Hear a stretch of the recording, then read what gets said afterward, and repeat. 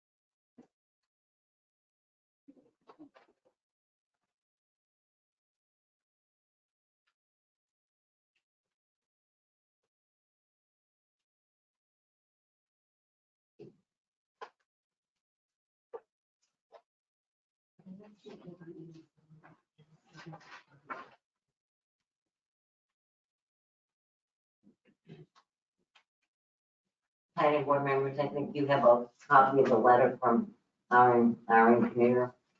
He basically said there were a lot of items on, but it was because of the size of the project, that for all intents and purposes, the application appeared to be complete. Any comments or questions from the board? No. Tom? Okay, I'll make a motion to accept the application as submitted. Is there a second? Second. All right, any other discussion? All in favor? Aye. Aye. Okay. All right.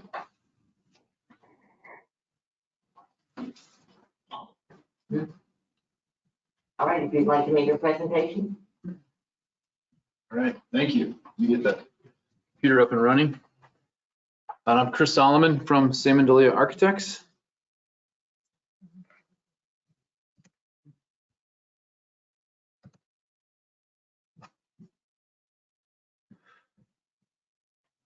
All right. We'll start with, all right, so thank you. So we have here tonight kind of the full engineering team with us. It's been about a 2 years worth of work in engineering and design to get to kind of this point today that we're presenting to you. We have with us as well with Brown Engineering, Kent and Mario, the SE Group, which is the land planning and landscape architects, Chris Keel. We've also had working on the site portions of this is Purnell, who is a traffic consultant and expert in kind of the roadway and Route 3 development, and then terrain planning and design, also landscape architects working with the shoreline permitting. So there's quite an extensive team of both architects and engineers working on this to get us to this point today. Included with this review is we also have submitted for permits and are working with a whole host of other engineering departments for the state. And those include the Department of Transportation, or DOT, the dredge and fill, alteration of terrain, AOT. They're also reviewing this as a holistic site review of the project, which is fairly extensive on the state side. The state shoreline permitting process is also undertaking on this.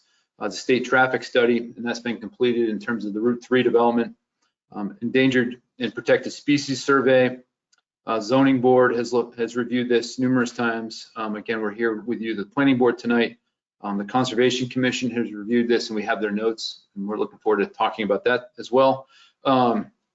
Sewage pump station extension approvals with the state, a public water supply and wellhead licensing, third-party civil site review, which you guys had just came in this afternoon that we reviewed, as well as working with the Marine Patrol for the beaches and swim raft areas. So that's kind of the whole host of other parties that are reviewing this, as well as this review this evening. So with that, just kind of a general review of the existing site. I don't know if I'm supposed to be using the mouse so everybody online can see as well. So just to kind of recap, this is a roughly 34-acre site located on Lake Winnisquam, the current location of the Anchorage Resort. With that, there's on the eastern side of the property is where all of the existing cottages were located. There's an existing grassy bowl along the waterfront here. There's an existing beach, 2 beaches at the point here. There's an existing roadway that comes down to the point here where there was an existing house and homestead. This line that runs through the property, an existing stone wall. Then over to the western side of the property is forested. There's additional wetlands that run down the southwest corner of the property. And there's a beach in this location, another beach over here, kind of a secondary one here, and then there's another one out here at the kind of the edge of the point. With that, we have Route 3 runs on the northern edge of the property, and there's an existing roadway that peels off and provides access to the site, which would be used for the new expansion to the Route 3 development. So that's the existing property. So here we have the proposed. I think you guys can all see that. So just an overview of what we've proposing. Again, not much has changed since the last time we were here, but just to go over it again, we have a new entry and access point here. That, in working with the State Department of Transportation, they had defined this location because of its conjunction with any development that would happen across the road. There's no planned development. It's a different owner, but they wanted to plan ahead in case something did happen there. And also with sight lines. So the plan here is we will be widening the road for both a turning lane and a deceleration lane, so that any development here won't impede traffic at all. So there's still the clear safe flow of traffic. And we're actually going to be improving the conditions for the existing as people are peeling off to that lower road. So as you come into the property, off to the right, we have a parking lot, which would be a facility for patrons of the resort. They would park here. We have a maintenance building, which we do have some elevations we can look at of that. The main parking lot for the resort is here off to the left in the center portion of the property. As you continue in, you'll see these circles here. So this is where we'll have 2 new licensed public water supply wells that would provide the water for the inn itself. And those are, the state is very restrictive in terms of what we can do to that area. We could have walking trails, but no improvements would happen within that area.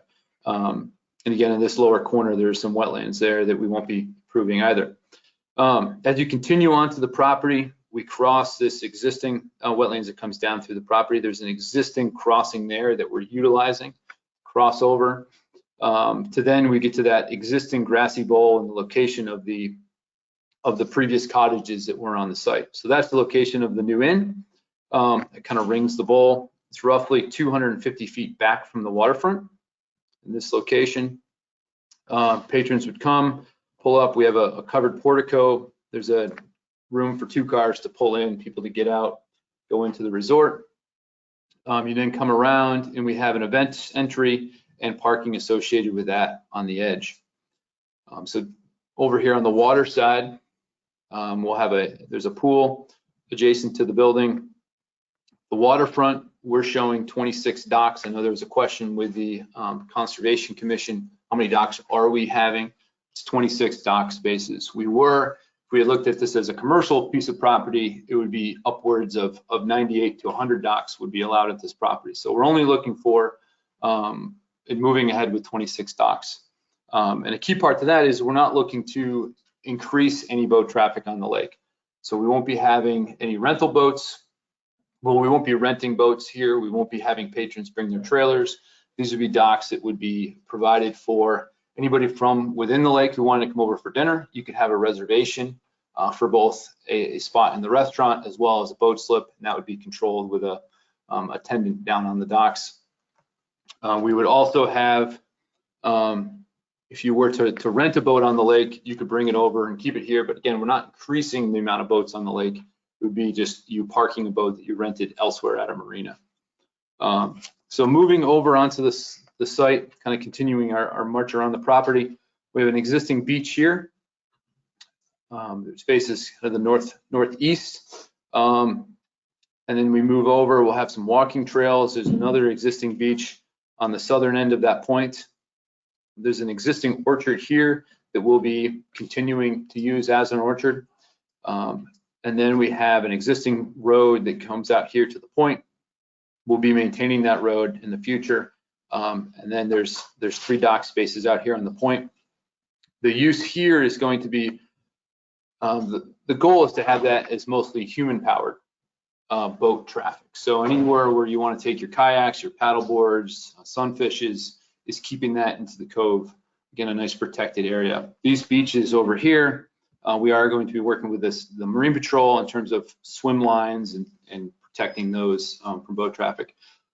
At no point on the property are we going to be having boats coming up and landing their boats and coming onto the property. We know that's happening now, but we're not looking to have people kind of landing on the beaches. If you are going to be coming here by boat, you will have a reservation that's already been pre-scheduled, and then there would be an attendant there to meet you. So those, really the slips are just for the use of the resort itself. So continuing around, we have 2 tennis courts and pickleball courts. Again, there's another wetlands crossing here. That's an existing crossing that we're reusing to provide access to that. And then the remainder of the property, again, is we have these wellheads, which is a protected area, and that would be for just walking trails only. So that's kind of a quick overview of the overall property. Going back to the roadside, with the widening of Route 3, currently there's roughly 18,000 cars a day that pass this site currently, which equates to about 1,500 cars per hour. And of that 1,500 cars, 48 of those would be from the resort at peak hours. So that's the kind of the extent of the traffic, roughly a 2% increase, which is still less than the variable in the study itself. So there's an error factor in there. So out of that 1,500 cars, we would be roughly 48 of those. And again, all of that would be mitigated by the addition of those 2 lanes, the deceleration and the turning lane, so that traffic can flow freely as it currently does. Boat slips, we have 26 boat slips. And really, our goal is the same as everybody else from the lake, because we don't want to increase boat traffic on the lake, and we want to, preserve the lake for what it is. And the majority of the use here would be from human-powered boats, from going out on a paddleboard, on a canoe, and enjoying the lake for what it is. The site is also fairly shallow for a significant portion around the property, which helps with kind of protecting the property from boat traffic. Parking and stormwater. Through the engineering that we've done, there's actually less stormwater leaving the property, at a slower pace. Same amount of water is leaving the property. We've slowed the pace of stormwater leaving that. So all stormwater that's hitting the parking lots in the building, that's all been mitigated. It's going in to be collected, go into these retention ponds, and then as you see here, like on the south side of the tennis courts, and then percolate back into the lake. All of the water coming off the building will have underground storage tanks here, and again, that discharges back into the soil. The snow removal as well, we've submitted a snow removal and sanding and salting plan, fairly strict, regulated set of documents and guidelines with our formal application. So that would be adhered to as well. And I know the Conservation Commission had concerns if there would be salt being stored on site, which we wouldn't be having a sand and gravel and salt shed. So that would be if we did need any, we would be getting that from off the property.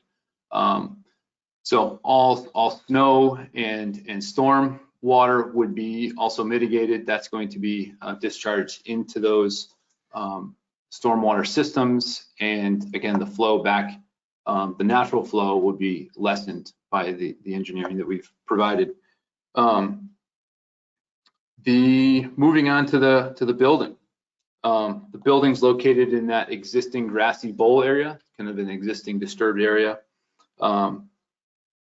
Again, the water runoff is going to be mitigated and be collected in those underground storage chambers. Lighting and sound, that was also another concern that came up. So here we have a diagram that details the overall lighting of the property. So we would have, as you come onto the property, lighting along the kind of the public way, as well as in the parking lots. We would provide the minimum light levels required by both the town and the state. Those would also be on motion sensors, so we won't have lights running at all hours of the night. It would just be as they would be needed. The building itself will have dark sky lighting, so it's all down lighting. And then the walking trails, we've submitted kind of the cut sheets for what we're looking at, but those would all be downlit, dark sky type of bollards, and really just lighting the walkway. So not trying to daylight any spaces, just provide you enough light levels so that you can safely proceed through the trails from the pool back to the building and along those kind of main public walkways. I do have a section here which details the building itself has extensive porches along the whole waterfront side. Is essentially covered porches and balconies throughout. So what that does is provide screening from the building to the waterfront. The lights would be placed on the ceilings, and that is screened by the actual structure. So these structural elements within the building, kind of a soffit as like you see here, provide screening so you don't have any direct glare into the waterfront. It also provides a reflective barrier for during the day. Everything's 12 to 14 feet back. All of the windows are recessed onto these balconies. So it's screened, and we're going to have a very minimal impact in terms of the light from the lake. We won't be spotlighting the lake. All of the lighting would be dark sky lighting on the property. And then for the remainder of the property, again, we would have motion sensitive lighting throughout the property to mitigate the overall light. Sound is, we probably have a greater concern for sound than anybody from the community. We want this to be an exclusive resort experience for everybody here, not for just one patron. So sound, say at the pools, there would be a low, kind of a low sound level speaker system providing sound for just those directly adjacent to the pool. But we don't want people walking around or people in their decks and balconies at the resort hearing any of that sound. There would be events. We do have an indoor event center. So we would be adhering to the town's sound ordinances. I think that's 10 o'clock is the sounds have to be lower. So if there are any events, yeah, all of those events at that point, everything would be indoors, and we would be adhering to the town's ordinances. But really going beyond that is we want this resort to, in the evenings, it's going to be put to bed. As Ed, one of the operator, he refers to this as we are going to be putting the building to bed every night.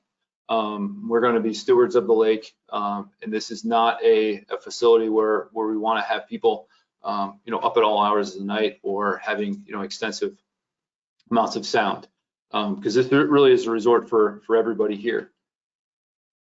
So I think I don't want to touch anything, but so, and we can have Chris, who is the landscape architect, be happy to review kind of the overall plantings on the property as well. And I've got the blow-ups after that, if you want. Thanks, Chris. Yep. I'm Chris Kyle with SC Group, landscape architect for the project. I think just, there's a lot of detail here in terms of the specific species we've chosen and why, but I think just in general concept, I think we tried to work with the site as it is, concentrating our development in areas that already had some sort of disturbance. For example, our Great Lawn, the only kind of manicured lawn area is in an area that's currently already lawn. So just kind of moves like that, respecting the, the history of the site, including the orchard, trying to reestablish something there. Obviously, not a production facility, but something that sort of harkens to that history of the site. And similarly, the goal is to keep a lot of the area away from the building as, a beautiful natural area. I'm working with an arborist to sort of clean up some of the downfall and less desirable species, but really respecting kind of the natural ecology of the area. So there's distinct zones throughout the site. Around the building, I would say it's a little bit more, I think in entirety, it's a pretty robust and comprehensive planting strategy, but in and around the building, it's a little bit more refined, like garden-esque, I would say, at the entry point, and then in the patios that go out to the Great Lawn. There you have, some more ornamental species like catmint, Karl Forester grasses, that sort of thing. There would be, like mulched beds, regular maintenance. As you sort of drift away from there, it turns into almost all native species. We were really mindful of, at the lawn area we thought it was great to have this nice open area for people to gather and congregate, but we're also very mindful of preserving the mature canopy trees down by the shoreline and also enhancing the shoreline buffer in that area with planting on native species such as, summer sweet, sweet fern, blueberries, viburnum, things like that, to just make sure that it provides a good buffer, also prevents geese from coming up, does all of your sort of filtrations, a lot of benefits there. Another thing to point out in the plan is there's an area where there's an old dump pile near the wetlands and tennis court where there's currently a lot of invasive species growing. So that's where we decided to site our stormwater facility. It's a good kind of, win-win there. We need this place for stormwater, and it's also a way to sort of do some eradication of those invasive species that are growing in that portion of the site. And then just a final kind of overall thought, very mindful of, screening the parking areas, the roadways, the site from abutters and from the road itself. Obviously, we really want to create a private, immersive experience for the guests. So it's important to have this as sheltered as possible. And, in these areas at the sort of ends of the site, thinking about like year-round screening. So having a mix of, obviously in the summertime through most of the year, it's going to be really dense vegetation, but also having a mix of evergreens in those areas as well to form some structure in the winter and provide screening during those times of the year as well. So that's kind of an overall for how we've approached the planting plan. So a few things to note is with a review of Fish and Game, there was some nesting loons found on the point. So which we aren't proposing any type of either trails or any work out here on the point. So they're kind of way out here, almost out of sight on the point. So that would be a protected area that we would have to stay away from. And the Conservation Commission has asked that we provide buoys around that to keep people away, and we're happy to accommodate that on the property. So also the trees on the shoreline here, the Fish and Game has asked that there's some nice large pines in this area, that those remain as a potential nesting ground for bald eagles. So again, we're happy to keep those in that location. There's no bald eagles on the site right now. This should be for just in the future. They want those trees to remain, which we're proposing all of those trees would remain on the property. So it's kind of the overall review. Can you talk about the shoreline where you're going to put the bathrooms and Yeah. some questions about that. So in the, and we could probably use the conservation just as a kind of a guideline, and then we can get into the Keach's review as well. The Conservation Commission had questioned, do we need and why don't we have bathrooms down at the waterfront? So in close proximity to the waterfront in the pool, let's see if I can zoom in a little bit. We do have public restrooms in the building. Let me move this over. So it's very touchy. Located in the building, right in this location, are public restrooms. When I say public, they would be for the resort guests. They're not. You don't have to go back to your actual room to use the restroom. So there's a whole set of public restrooms here.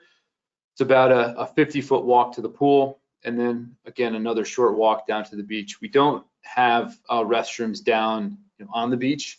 We didn't want to be putting restrooms in that location, knowing that it's just a quick short walk back to the building. So, and then down at the point, we are proposing is we do have a bathroom facility here. That septic system, we need to move that. That was one thing that was noted, is we're 75 feet. It will be 125 feet. We did look into, can we have that connected to the force main in the road? And because of the amount of flow or the lack of flow, it's not able to be accommodated. We would have to actually add water to the system to get enough water to pump up to the road. So there's just the small amount of usage in those toilets. You're just talking 3/4 of a gallon to flush, to push something a few thousand feet back up to the road. It doesn't work engineering wise. So we would have this is really the one space on the site where we would have a septic system, which would be just to accommodate those bathrooms down on the point. So that's one thing to note. And Chris, what is the function down on the point? What's going on down there? Function wise is we have, there's some docks here. Patrons would come down to the point. They would pick up their paddleboard or kayak, and they would go out and enjoy the bay here. So knowing that is too far to walk back to the building to use the restrooms. But a 50-foot walk out here, and then another, say, 50 feet to the beach to come back to the building, versus we didn't want to build another structure down here on the beach. And we're limited by setbacks. So you're already 50 feet back before you could build anything. And again, you'd run into the same issues where we'd be introducing another septic field down by the waterfront, and we'd rather have people come back to the building to use the restrooms in that public area, in that corner. Quickly running through the conservation notes. Salt storage. So again, we would be, if and when we would have trucks coming on to maintain the property, they would be going off-site to get their salt and sand. Site and snow removal. We did submit a plan that shows kind of extensive areas where we would be having snow, and again, all of that melting snow would be mitigated by the stormwater runoff systems that we have in place in the culverts on the site. Bathroom facilities, item number 4, we just touched on that. They were wondering if we could have them down by the waterfront, which we're looking to avoid, adding another septic system. Loon nesting out on the point, we would flag that. There's no work, no trails proposed there. And 26 docks, so confirming that the plans that we've submitted to the state, they all have 26 docks. The plans that we're looking at right now is for 26 docks. There's 25 docks in one existing boathouse, brings it up to the 26.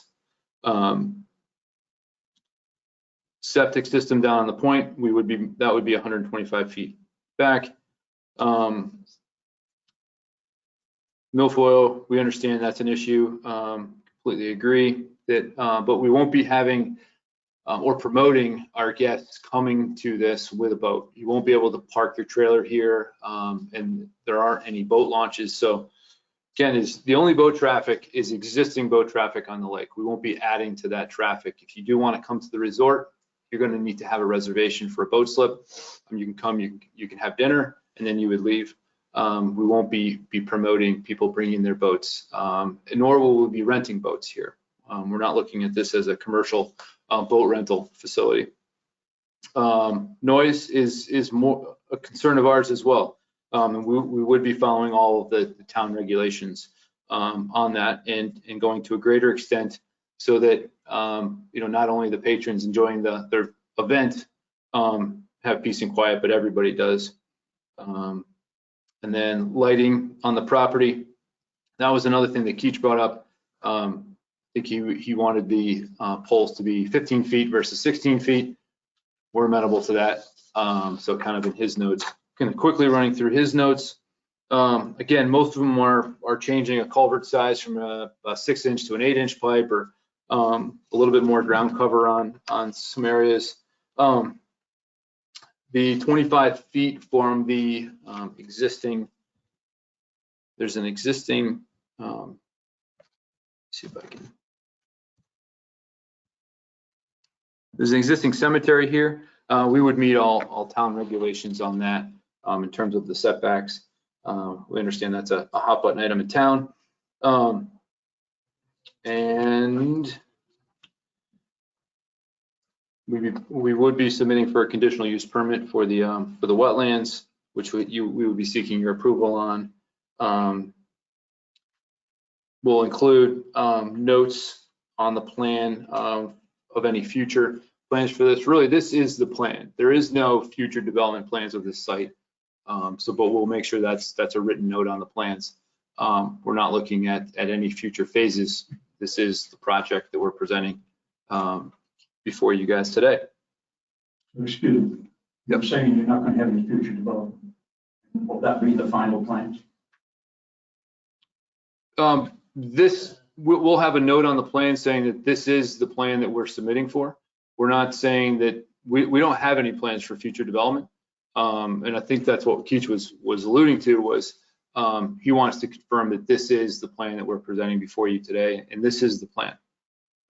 I can't speak to what happens in 50 years from now, but today in front of you guys and for all of the 15 different permits we've submitted for the state, this is the project and this is all we're moving forward with.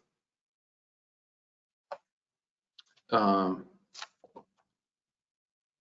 rest of it looks fairly straightforward. Labeling parking spaces. Labeling issues I saw too. Yeah, parking spaces, again, part of this is you can't see the ADA spaces. It's too big of a project to see them here. But we would have those labeled, walkways labeled, the carport, that's large enough for 2 cars to pass underneath. So you'd be able to come in and come and go. There wouldn't be any issues there. Sanitary and sewer connections going to an 8-inch diameter on piping, that's fine. Labeling, stamping drawings, we would be, when we submit for the final building permit, we would stamp all the drawings. Working with a couple elevations, so that's really kind of reviews it. And I look for you guys for questions. On the planning board, do you have any questions or concerns? Yes, I do. Architect's plan. Zoning matters, page 3. Maybe I didn't do it earlier. Paragraph 3, line 7. We recommend the drawings expanded accordingly, as the applicant must seek planning board approval in form of a conditional use permit under Article 14, Section 14.6 and 14.9 zoning ordinance to properly permit work within the Wetlands Conservation District. Correct. Is that included? That we have not submitted for that. You haven't said that. We're going to discuss that later, Tom. That's on the agenda for later. Yep. Anything else? First of all, I want to thank the gentleman for allowing me to speak this evening. For the record, I want to read into the record Article 1, Section 1.1 of the zoning regulations and districts, as wherein set forth and made for the purpose of promoting health, safety, morals, and general welfare in the community. They've been designed to lessen congestion in the streets, secure safety from fire, panic, and other dangers, to provide adequate light and air, to prevent overcrowding of land, to avoid undue concentration of population, and to facilitate the adequate provision of transportation, water, sewage, schools, and public requirements. That's so like, so for the record, there are 3,600 residents in the town of Tilton, 2,234 registered voters. It's a very, very, very small town. There are 37 restaurants in town, 37. And there are 4 hotels, 11 dealerships that sell new and used cars. My concern is for the safety of the public. Main Street in the Franklin Town line to the Mosquito Bridge is 7.7 miles. You have all these businesses, including big box stores in that area. This has been said by the former chief of police of this town. He's protecting 15,000 people a day to go through the town of Tilton. Most of them are transients. This can stretch our emergency services to the breaking point. My concern is if there's a traffic accident beyond where you are, and there's another accident up over the overpass, the emergency vehicles are going to have a hard time getting to the sites.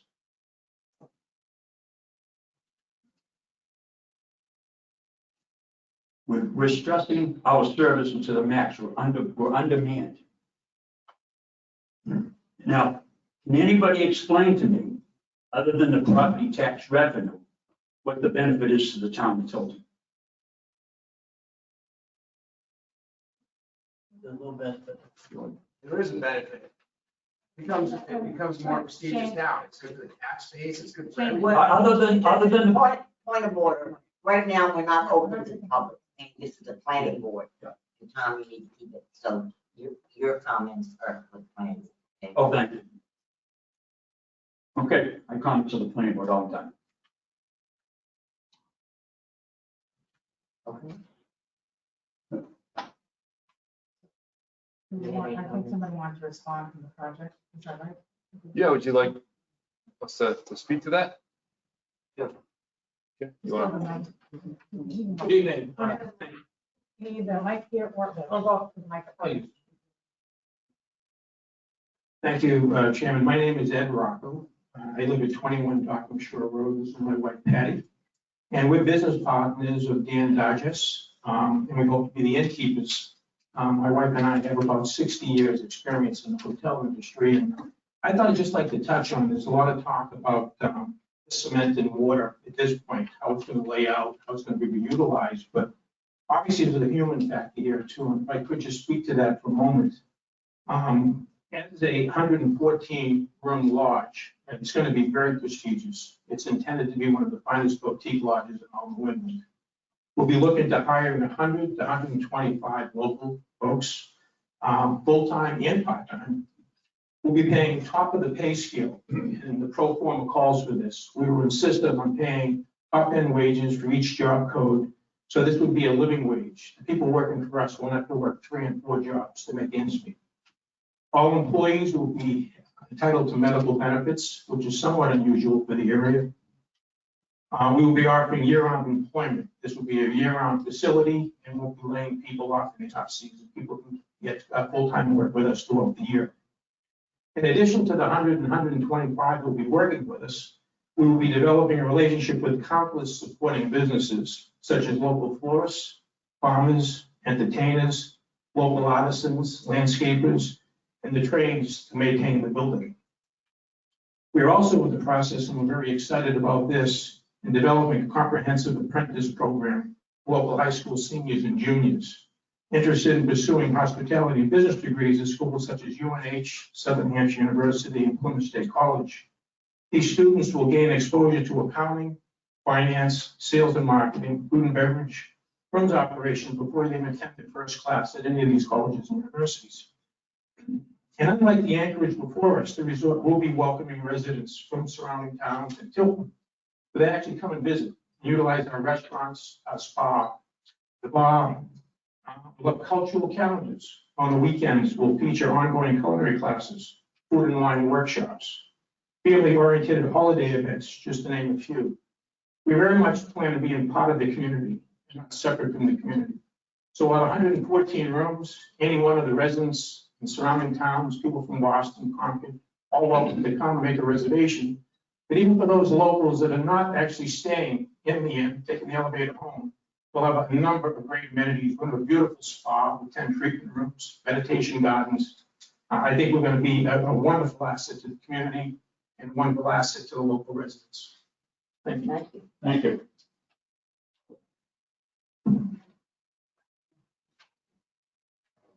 you. Hello. Rusty, you Hold want on, to microphone? Madison, Mariana. You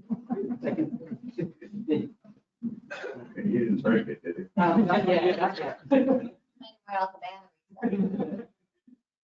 Hello, my name is Rusty McClear. I'm also a partner in this project. I started and own Mill Falls at the lake in Meredith, which at the end was 171 rooms, and it was 12 fairly large buildings. It changed the town of Meredith in a very good direction. I think there were a number of people who were afraid that it was going to change it the wrong way. Everybody, I can actually say almost everybody in the community has said that the community is better now than it was 35 years ago, which is not able to be said by most communities. And so if anybody would like to come up and talk with the town manager, or our town manager's only been there for 2 months, so he doesn't really know that much about it right now. But I would be very happy to take somebody for a tour and show, we have pictures of what the community was. You can see what the community is, and I'd be happy to take you through that. So it's Rusty McClear, and I'm sure they have my phone number. Give me a call. I'd love to take you for a tour. Okay, thank you. Thank you. That's good.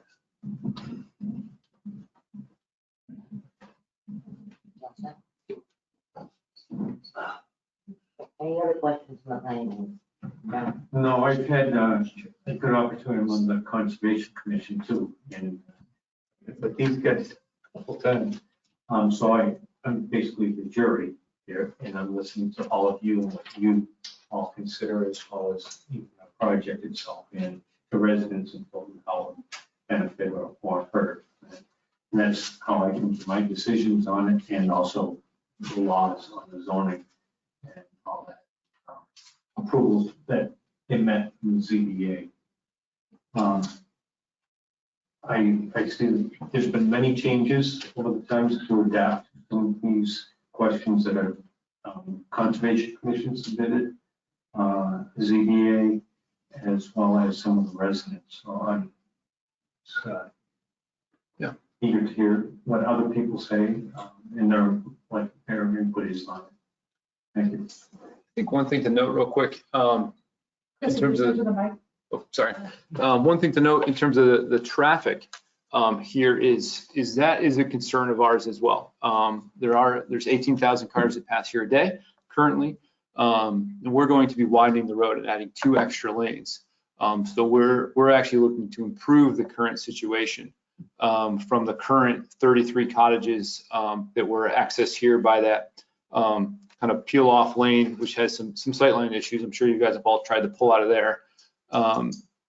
So we're going to be improving that. We're working with the Department of Transportation, and everything done here is going to be approved and signed off by the Department of Transportation for that roadway development, so that we're not adding to the traffic concerns here. Any other comments from the planning board? I'm going to close it to the planning board, open it up to the public. Please use the microphone, identify yourself, where you address, and please keep your remarks to 2 minutes. Anyone like to speak? Go ahead, Jen. Bill Trevor, 9 Sunrise Shores. I'll be staring at your maintenance building. So I have some questions about that. If there's going to be any trees taken down along that where the wells are. I have some concerns there with headlights, shining into my house. I guess that's a lesser concern. I'm understanding that you've been approved for far less parking than you probably should have.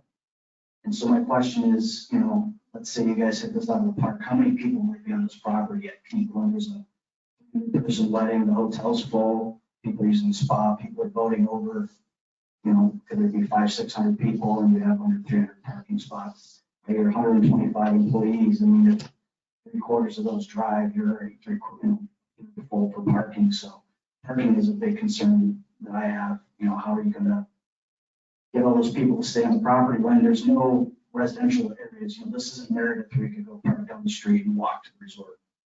So I'll start there. Chris, could I take a first step? Yep. Thank you for that question. So I think it's important to note that the hotel is going to be programmed. This might sound odd, but actually the higher occupancy, we're 100%, 112 rooms. There'll be fewer cars on the lot than we're partial occupancy. Let me explain why that works. First of all, we can't do a 300-person wedding. The max we're going to be able to do is about 180 based on the square footage, in around 4,000 square feet for the function facility.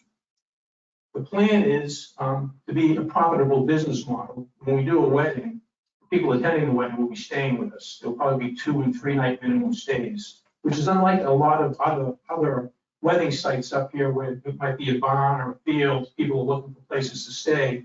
We're going to be all encompassing here. You have your wedding, most likely you're going to stay with us. As a matter of fact, it's going to be a prerequisite. If you book a wedding with us on a Friday and Saturday night, you're required to book X amount of guest rooms. So obviously those people staying at the inn, their cars are already there. If it's a 125-person wedding, 60 of them may be staying with us, their cars are already in place. In regards to the restaurant's not all that large. It's only about 120 seats. We have a lounge and some flex space. But the restaurant itself is about 120 seats. 2/3 of those seats will be our house guests. They're going to have preferential seating. Anybody that looks from the outside will have to make a reservation.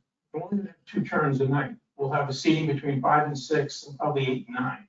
So the max seating is going to be probably about 250 covers, of which 65, 75 of those cars will be from outside the hotel. I mentioned earlier we have 100, 125 associates. So on any given day, we only have 30, 35 working. Housekeepers work during the day, peak time, sold out dates. We're going to have 10 housekeepers, cleaning 8 to 10 rooms. Service staff comes on in the evening. It's probably worth noting that as successful as this hotel is going to be, we're still only going to run 50% occupancy. If you take a look at the most successful hotels and motels here in the Lakes region, if you run between a 48 to 52% occupancy, you're running a high occupancy. Unlike the city of Boston, where the hotels run 80 to 90, we may see that in the peak season of July and August, but the shoulder periods, and then your off-peak periods such as the fall and spring, we're going to be running probably as low as 25, 30% occupancy. And certainly Rusty can attest to that. He sees that over in Meredith for all these years. So again, we really picked these number of spots because we didn't want to overbuild. We could always add some if we felt we needed it, but we really feel this is going to be highly underutilized. In regards to where your home is, I don't know exactly where it is, but the important thing for us is to continue to buffer, and would like to find out more specifically where that is. I know the plan was to really buffer the lot, buffer the shed. The shed's not going to be a huge shed. We're looking to put a company truck in there, some snow blowers, etc. But the plan is to certainly keep that buffered and make sure there's no light shining on the adjacent roads or any of the adjacent residents. That answer your question? I just have one more thing. Thank you. So I guess related to that, curious as to security for the property. Again, as somebody that's going to live a stone's throw from all of these walking trails, a little concerned about kids wandering off the property and wandering over. So again, I live on Sunrise Shores, which is an abutting property. So like I said, you could address that.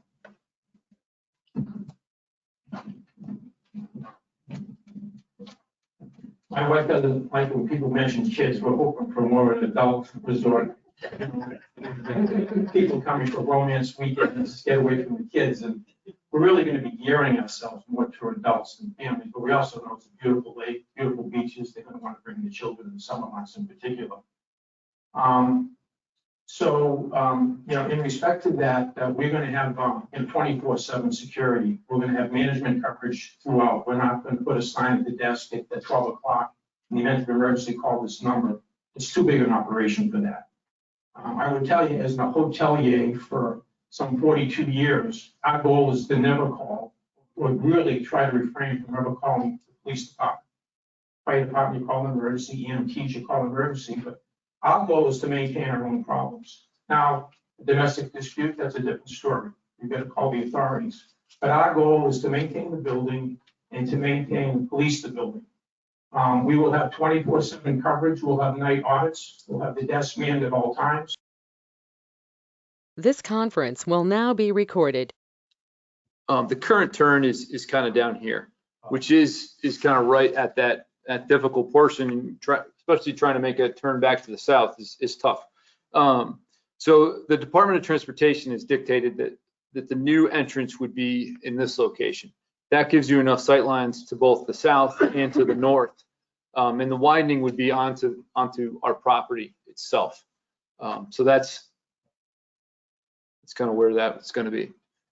How do I exit this? There we go. And I do have the kind of the detailed engineering plans if we wanted to look at them, but it's part of the whatever 100 pages of documents we submitted. Does have a related question to that? No. So you said the widening on both ways. So I'm assuming coming from Laconia, coming from Mosquito Bridge, people turning into the property are going to be kind of sitting in the middle of the road. Is that correct? There would with their blinker on and traffic coming from Tilton. there will be a turning lane. Properties from Tilton, that's easy. You're going to off to the right, and you're right there. But coming from Mosquito Bridge, you're going to be sitting in the middle. Traffic's going to be going past you on the right, and you're going to have to wait for traffic coming from Tilton to break. I mean, again, I live on Sunrise Shores. I sometimes wait 25 minutes to get out of my road. So again, I guess I'm trying to understand. Easy coming in from Tilton, tougher coming in from Laconia. Same way as when you pulled in here, you came, although there was a light at this location, but you pulled off to the left. There's 2 lanes going straight. There was a right-hand turn lane, and then the 4th lane, you pulled into that left-hand lane. You waited till the light turned green, and you pulled in. You would have a dedicated turning lane so that you're not holding up traffic and impeding the flow. So it's same exact thing as how you got here today. The same concept, except we won't have a traffic light. But it's not a divided highway either. No, it's a 2-lane road, but we are adding an entire lane so that traffic can continue to flow and we're not impeding any of the traffic flow when you are waiting to turn.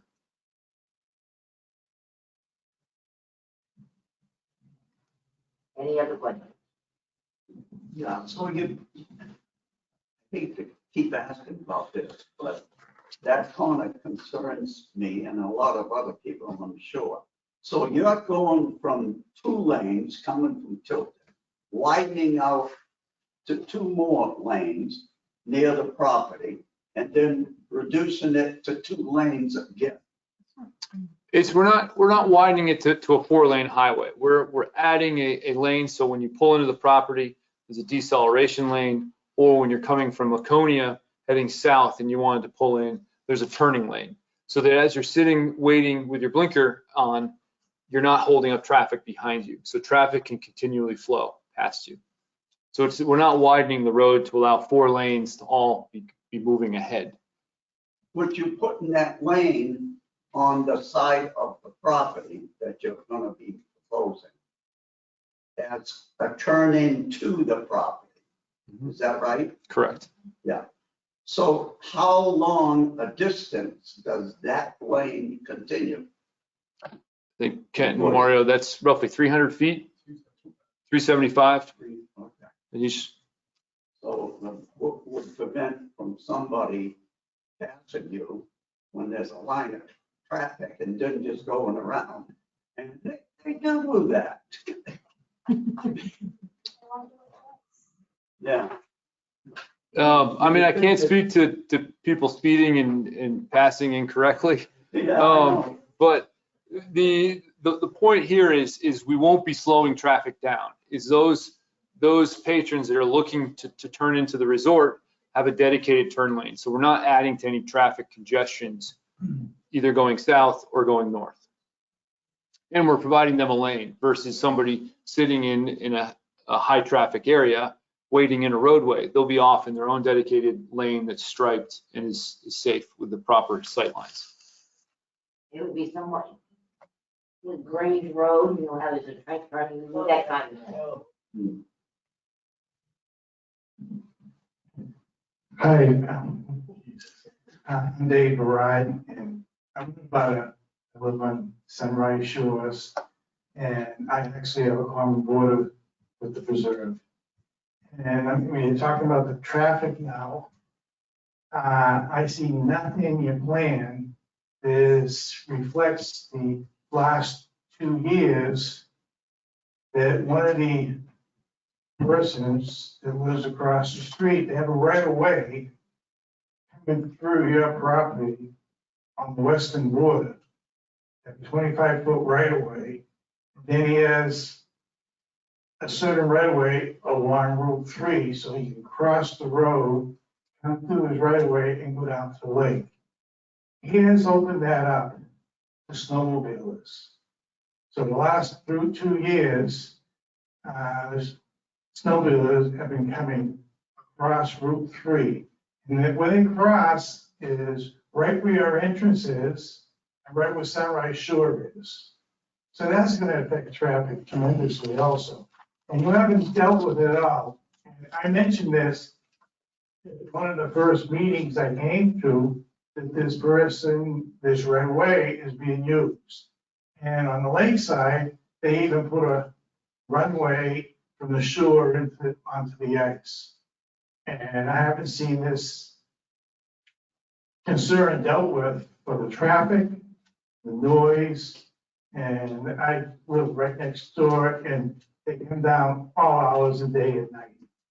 And right now, the previous owners, and you guys from not saying anything last year, from my property along Route 3 on your property, there's a guardrail system.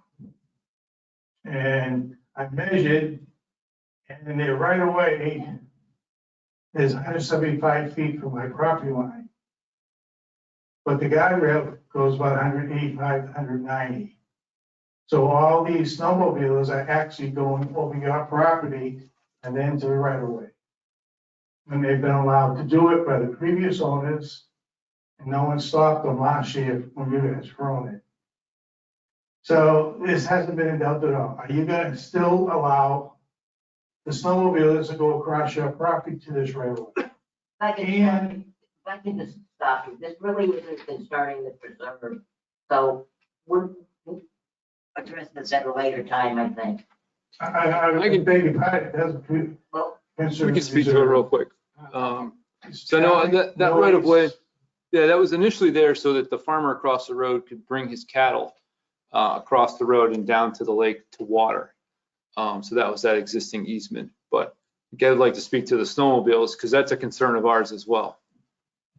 And there's no legal agreement with any snowmobile organization allowing them to pass through there. I can tell you, we have no appetite for it. We weren't on the property last year. We have a cyclone fence there, and basically the buildings were removed. And we did visit it quite frequently. But we don't want any boats on the property being trailed in. We don't want any motorized vehicles on the property. There's a safety issue for our guests as well.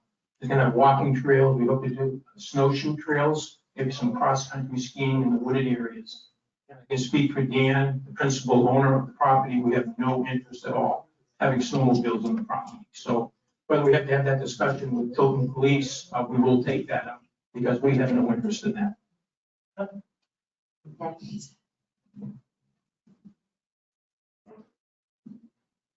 Anyone else?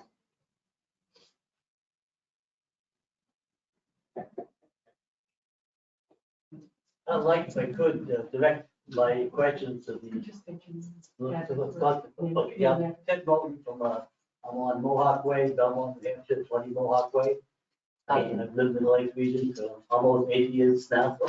And I'd like to direct my questions to the board because they seem to know more about the town, the lake, and Route 3 than people that represent the committee. Belmont, Laconia, Salmonton, Meredith have also had lake frontage, correct? Okay, and they have much more lake frontage than Tilton, correct? And the traffic flow goes all the way up the Meredith Village, Lake Winnisquam, correct? Low Bay Road, the Black Brook Road, the Meredith Center Road, correct? And the other road goes down to Belmont, Newtown Road, down to Lockman, correct? That's the Belmont side. The Salmon side, the 20th side, and the Meredith side. They have 3 times more property than Tilton has. You have from Winnisquam Market to Lockman, right? That's your frontage, Winnisquam. That's your frontage on Winnisquam. Winnisquam Market to Lockman, the river. Okay, that's how much you have. So all we're talking about here now is all the traffic flow, those people are getting hit the hardest. Are the people who live in Belmont, Salmonton, Laconia, and Meredith. Tilton doesn't have much of the damage that we're gonna have. I live directly across from where you people are going. And you're telling me that you're gonna be able to control the traffic. You're gonna be able to, how long are you gonna keep, I'll go after this question, then I'll get back to you. How long are you gonna keep the bars open at night? Asking the hours of operation of the bars? Yeah. I can't speak to the exact hours of operation, but 2 o'clock in the morning, 1 o'clock in the morning? no, I don't think that's even allowed in the town. No, exactly. So- I look at it. Go to bed at 10. Yeah, well, that's good. A lot of people don't. Now, who's gonna control that lake frontage at night? Marine Patrol does what nights? Yes, they do. No, they don't. No, that's not the way. No, they don't, baby. They don't come down there. I don't even see like, I live right on, I've been here for 80 years now on this lake. From Lockbear to over the Mohawk Way. And I know the area. I used to look at papers from the Winnisquam house when it was long owned by Contianis. I can give you more history lessons than you ever know yourself. Let's stick to the question, please. That they do. Let's stick to the question, please. Now, my question to you is, how are you gonna control that traffic from all the way from the Ashfield, not Ashfield, Long Hampshire, down to your area at night? How are you gonna control that traffic at night? There's not gonna be any marine patrol. Traffic, so car traffic, we're, No, I'm not talking about car traffic. That's another history I'm gonna get to you. Okay. Just unless I'm gonna give them a contract. You have 2 minutes, Ted. Okay. I'll get So, you so boat traffic, we have a select amount of docks. If you want to come to dinner here, you can get a reservation, you can come and have dinner. Again, those are specific spots and specific times that you can come. Really, if you want to come to have dinner here, you're going to be coming by car and you're going to be parking. Another question I can ask you. People come up from Massachusetts, they're gonna come in with a boat. But they're gonna go there to eat dinner, but they can't come in there with their boat? Correct. You don't like to see that happen. If people come into your place with a boat to stay overnight, they can't bring the boat in?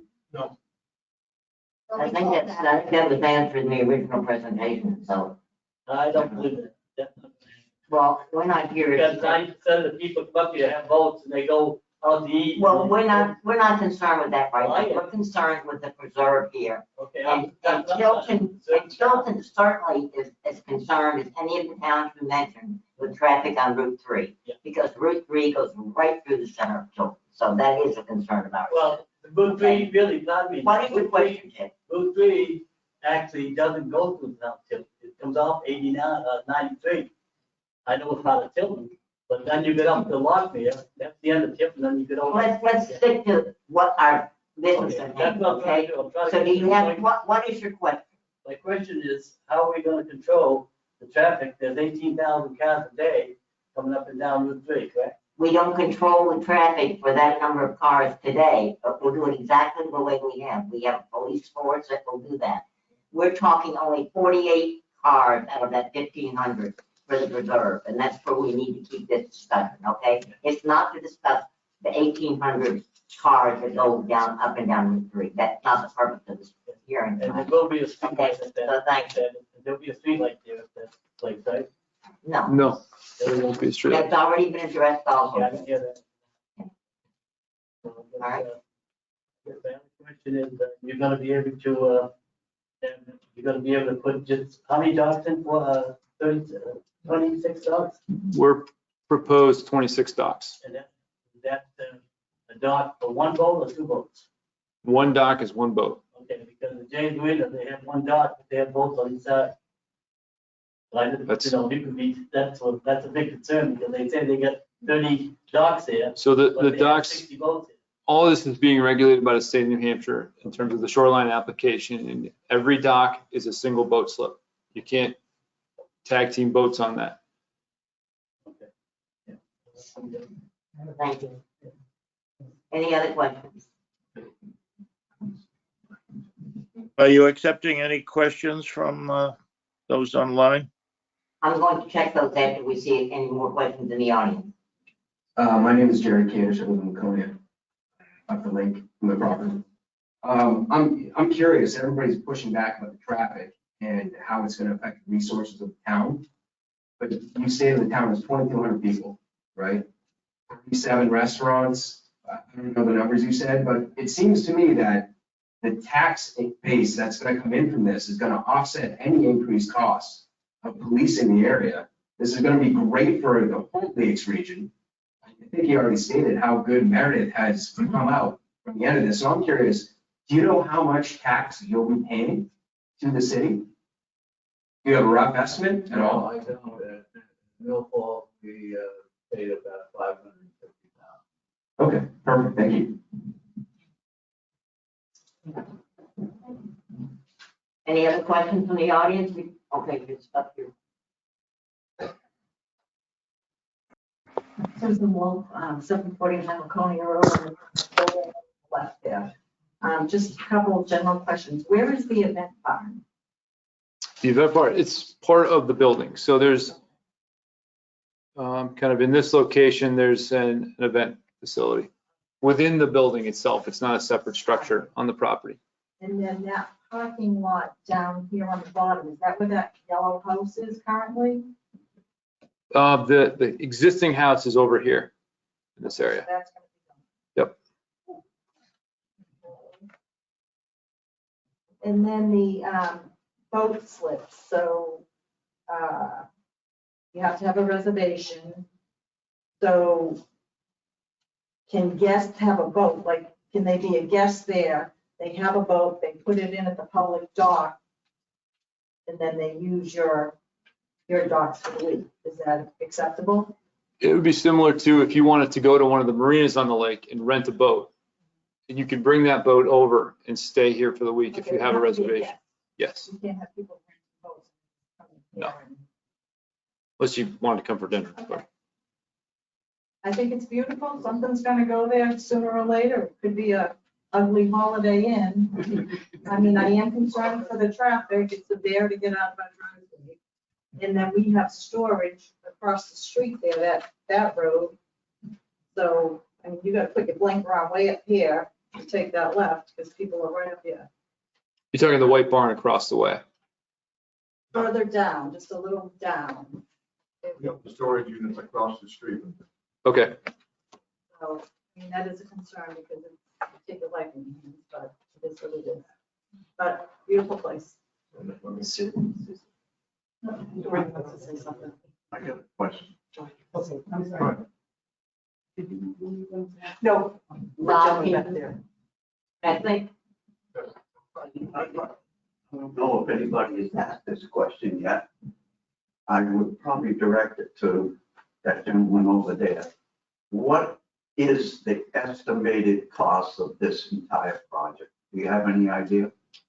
It's a significant investment, but I don't want to get into talking about construction costs. Okay, I just thought of that. Yeah. Okay. Jen, the gentleman over here.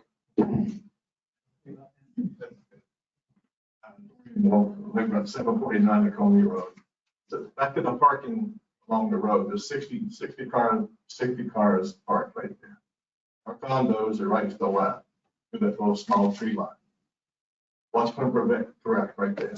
What's going to prevent lights, people from walking to our property at any given time, at nighttime, daytime, using our beach? What's going to be the buffer right now? Yeah, so this is the existing kind of wooded buffer that's there today. It's not much of a buffer, I can tell you. Yeah, so we do have along this upper edge of the wall here is headlights was a concern of ours as well. We don't want people pulling in and those lights casting off onto the lake. So there is a buffer there for headlights and a wall that would block that. The grade change as well, there's about a 4-foot change in elevation. And then to get down to your beach, I don't know if you could actually walk through here. It's pretty easy. Yep. Okay, well, if you're short-footed, but it's a From where that parking lot is, from where you're at, that arrow is, to just straight left. See the unit over right here. there? It's about 75 feet. you know, I'm talking in terms of the change in elevation. There's a bluff here that keeps people from kind of meandering down this way. That's a so I say Over the years, nobody's had an issue walking to our property. We've been there for 25 years. Yeah. So just like people parking there with the lights hitting our unit, people out having a drink, which is no big deal. They're gonna meander around. I guess just what's going to keep them from walking over there.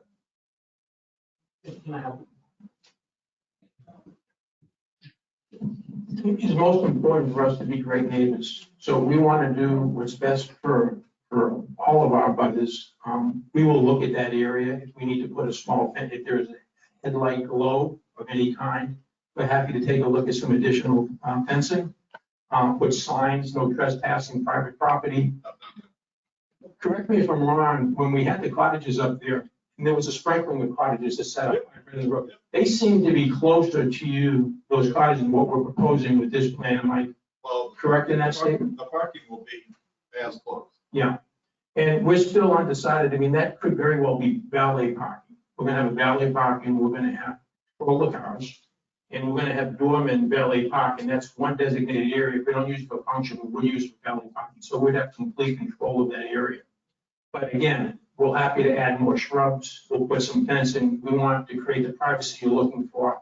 And I'm fine with the property. So Yeah. I'm just concerned about. well, you've got a beautiful beach, don't get me wrong, but you gotta have an equally good beach because people paying good money to stay there, they should be utilizing our beach. And certainly That's my only concern. People don't know.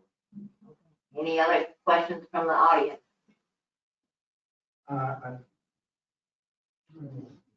I'm Dave Murad, and I got something for Kent and Mario.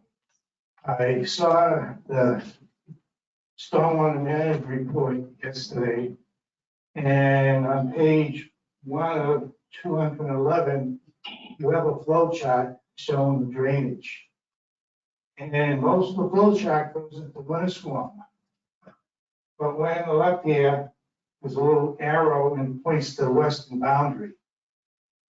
That's where I am. How much are you gonna dump onto my land? So, yeah, just for reference, we're talking this corner here. There's an existing wetlands that discharges off to this way.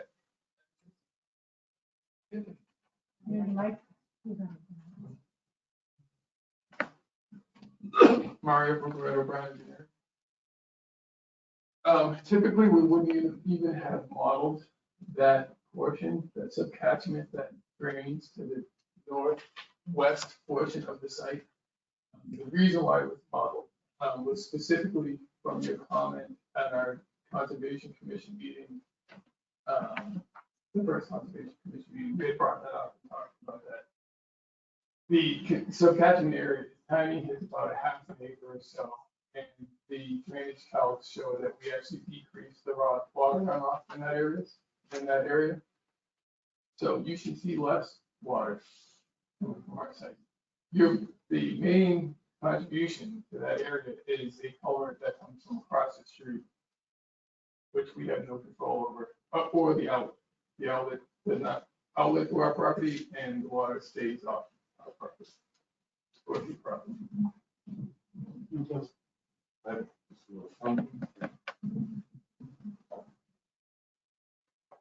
Another question about the wells. We have a dug well across the street as well. You're proposing 2 dug wells to supply all the water for this.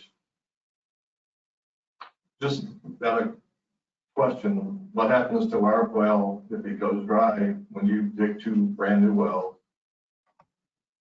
If there are any consequences, what do we do? The community wells will be drilled. There'll be 2 of them, and part of the permitting process with the state will require that we send out notifications to the abutters asking if they would like to have the wells monitored. And prior to the licensing of these wells, we will do a drawdown test. The drawdown test typically has 2 times the amount of volume that is proposed. So if we're saying pulling 20,000 gallons a day out, they will draw 40,000 gallons a day for 3 consecutive days, and they will monitor all the abutting wells to see if there's a drawdown. And if there is, once the 3 days is up from the drawing, does it rebound? If it doesn't, the state has to look at this. We have to maybe create some storage so you don't pump at that rate. But it's highly regulated. So we've never had an issue, but you're going to be moving a lot of water. Yeah, and the state's involved in that, very regulated. Nice. All right, I'm going to close it to the public if no more, and I'm going to see if there's anyone online with questions.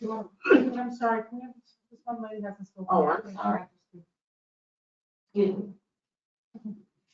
I don't think you could see me. Good. I'm Cynthia O'Connell. I'm the program manager for the Winnisquam Watershed Network. I'll be talking to you guys a little bit later today. I do think this is a good project for this site. I've seen Chris present it probably 4 times now. I did have a couple of questions related to the well area as well. I know that your clients are not interested in having any kind of conservation easement on the protected radius around the wells, but would you be willing to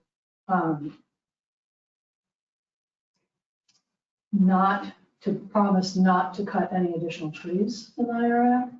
I know that the state will not allow you to build structures, but could you promise to protect the trees in that protected area? I can't speak to what's going to happen in 50 years from now, but as of right now, we're not proposing, and we're not allowed to have any development in that area. So we will have a couple of walking trails. But that's the only thing that we're proposing in that area. My other question is related to what you're calling the Great Lawn and how that's going to be maintained. What kind of fertilizers you're going to be using, how often will it be mowed, will it be irrigated? A lot of these things will impact the lake and the water quality in the lake. And the biggest concern overall on this lawn is phosphorus, which is something that does come from fertilizers in a lot of cases. The other issue that I brought up at the Conservation Commission was the maintenance of the gravel drives and gravel parking areas, because again, the watershed-based plan that our consultants completed in July mentions that those surfaces are the ones that create the most sediment flowing to the lake, and the sediment is what carries the pollutants with it.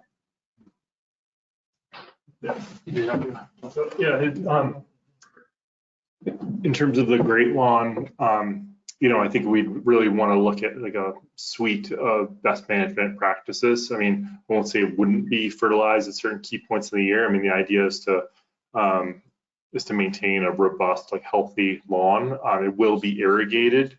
We'd obviously like to be as minimal with application of any sort of fertilizer or anything like that. There's going to be intentionally, there's a low point at the base of that lawn where I was mentioning where we have a pretty good swath of shoreline buffer planting. The goal there is that that would sort of intercept and allow any sort of runoff to be captured there, phosphorus included.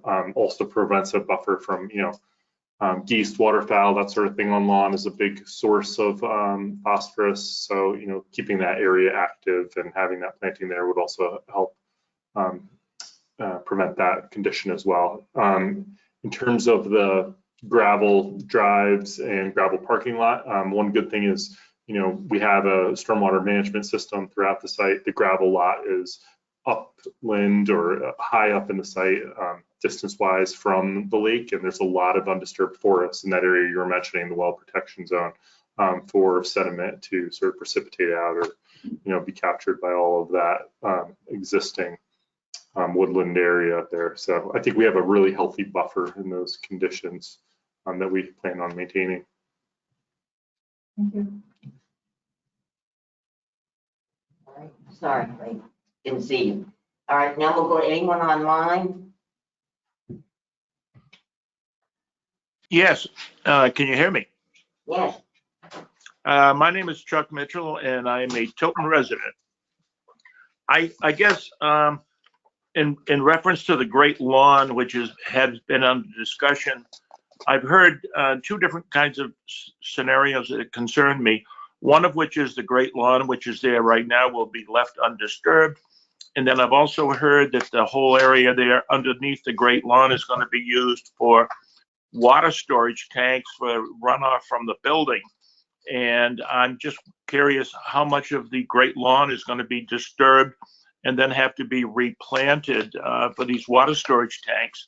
And since I've only got a couple of comments, I'll just make them and then people can respond and I will be quiet. My next concern is way over on the right-hand side near the point where the pavilion is. There are the two docks over there, two specific different docks.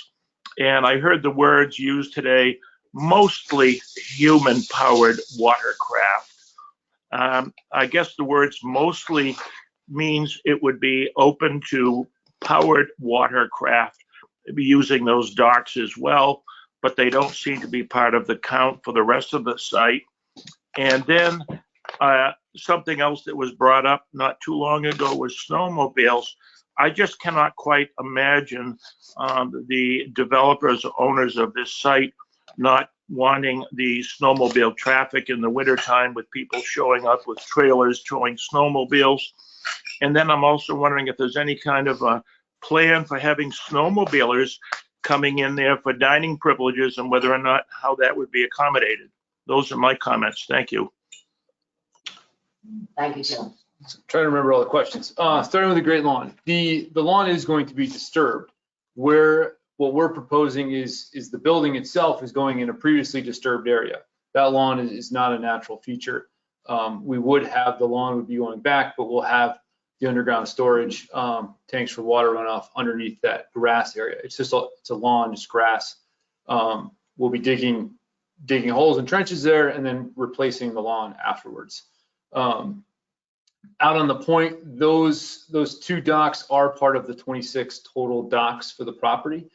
And when I say mostly human powered, we've talked about, if a bride wants to come and arrive by boat, Rusty's previous facility, they had a nice wooden Chris-Craft. It would come out, pick up a bride there at the point and bring them back around to the main resort area. So I'm not saying there won't ever be a boat there, but we won't be having guests, arriving there by boat or reserving that for your dinner reservation out on the point. And snowmobiles. Ed can speak to that as well. So in regards to the snowmobiles, I think I mentioned earlier, we're really a resort that's designed for rest and relaxation, and noise and that attitude doesn't mix. We really don't want a lot of noise on the property. We don't want boat noise, and for that reason, nobody will be trailing their boats. There won't be, we are not proposing at this point to have any snowmobiles or motorized vehicles on the property. Our guests will sleep all hours of the day.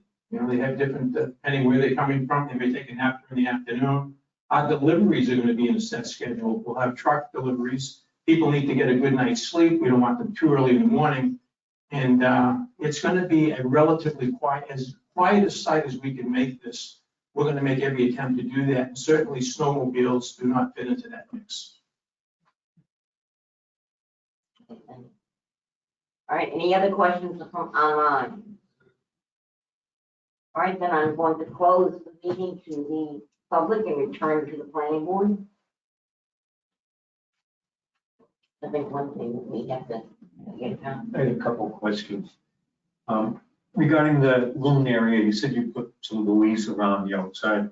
Would it be possible to put some type of,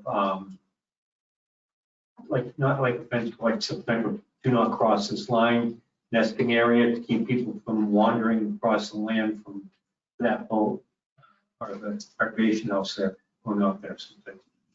Yes, and I don't know the exact regulations on that.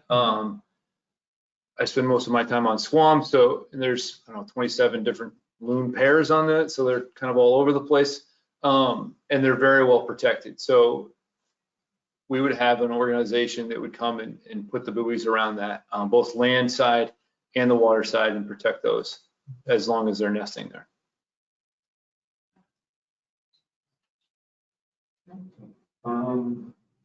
It's also.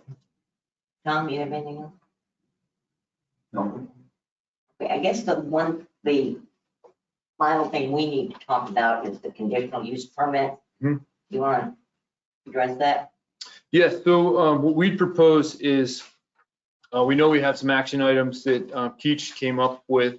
We're really accepting of all these. They're pretty straightforward, but coming back to you guys, I think in 2 weeks, we would have that permit and looking for, approvals at that point, knowing that we need to come back.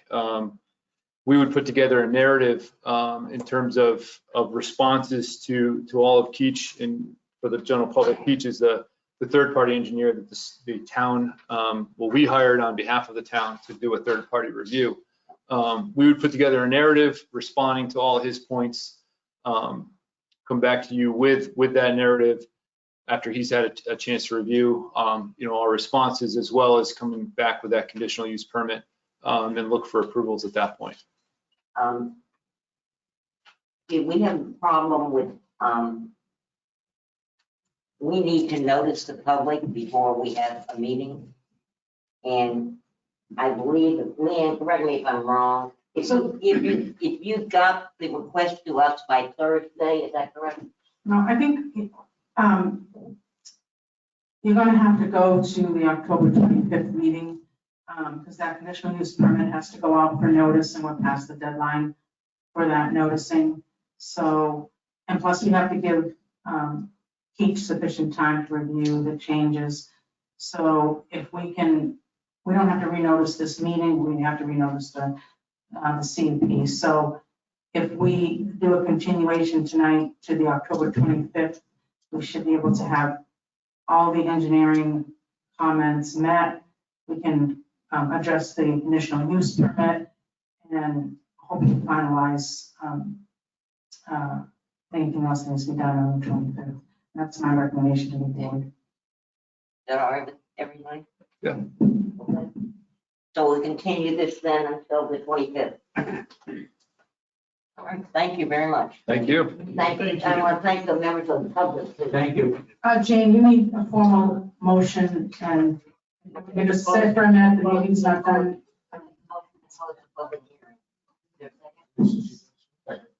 All in favor? Aye. Okay, thank you. Thank you. So- Thank you. Before you do that, I gotta stop the recording. The meeting continues too, so if they've done it, let's step out. So we can continue. So I guess they're continuing the meeting. If you could please step outside. Yeah, they have to vote. That's why I gotta make sure it's still recording. Yeah, okay, we're good. Okay, then we can get out after that. So just gotta close that. Jane, if you could too, you need to make a formal motion and second to reschedule, to continue this meeting to a date certain. I don't know that you actually did that for the minutes, and then we can still do it now. Hi, Tom. How you doing, buddy? Good to see you. How you feeling? Oh, good. I'm glad to hear. As long as you. I'm trying. I'm new. I'm new to it. So it's gonna take a Okay, you'll keep him busy. Maybe 10 years from now, I'll get it. I'd like to make a motion to. Okay. Dan? Okay, Tim.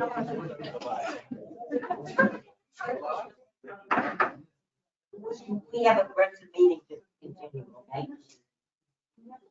The other page. Thank you. Thank you.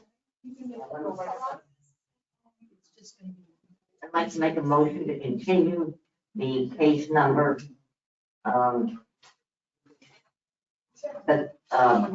reserved for Winter's Farm to the 25th of October.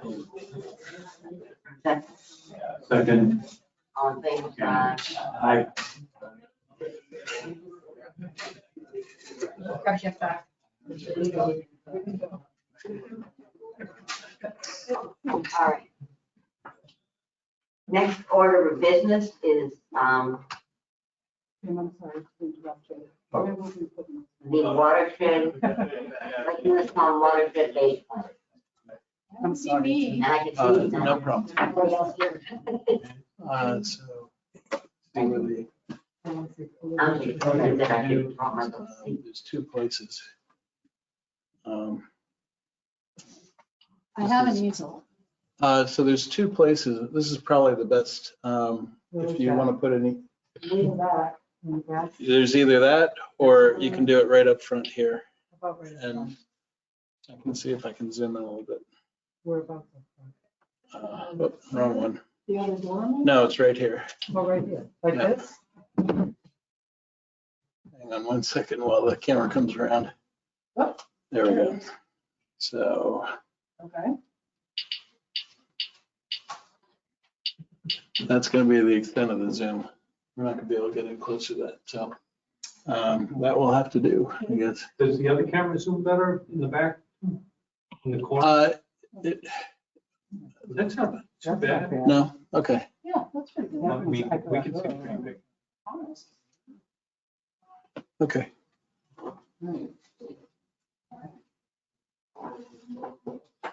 Jay, do I have a go? Okay. Yeah. I'm sorry. There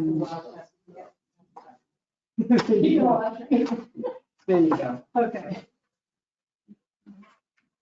Good evening. I am Cynthia O'Connell, the program manager. You're going to need a microphone. Okay. All right.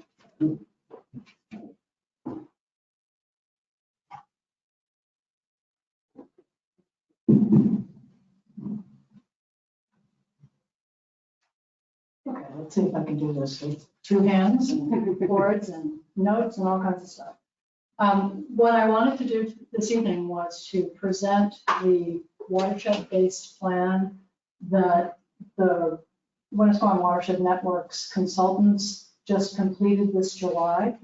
But first I wanted to take just a couple of minutes to talk a little bit about our organization. I'm assuming that the board members are familiar with the Winnisquam Watershed Network. We are a 501c3 nonprofit dedicated to the protection of the water quality of Lake Winnisquam. The organization is about 5 years old and has spent the last 5 years on a number of different programs, all geared towards protecting the water quality of the lake, including milfoil management that is funded by not just our organization, but by contributions from the 5 towns that actually have waterfront on the lake. We have volunteer water quality testing that's done numerous times during the months during the prime season. We also have a volunteer group called Weed Watchers that travel the lake looking for invasive species to help identify the locations that need to have milfoil management.